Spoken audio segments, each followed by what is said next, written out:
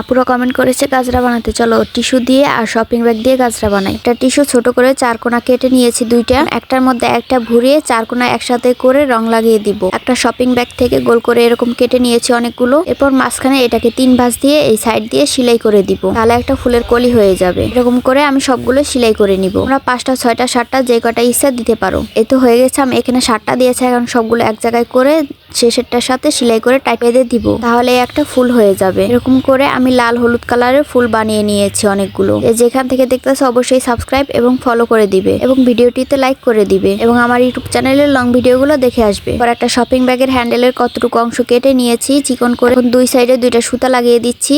এরপর টিস্যু দিয়ে বানানো কলিগুলো এক এক করে আঠা দিয়ে লাগিয়ে দিব সবগুলো। এক এক করে এই ফুলগুলোকে লাগিয়ে দিব লাল হলুদ করে। ফুলগুলো লাগানো হয়ে গেলে এর উপরে ছোট ছোট কিছু 6mm এর পুঁতি লাগিয়ে দিব, তাহলে আমাদের গাজরা বানানো একদম কমপ্লিট হয়ে যাবে। পরবর্তী ভিডিওর জন্য অপেক্ষা করুন।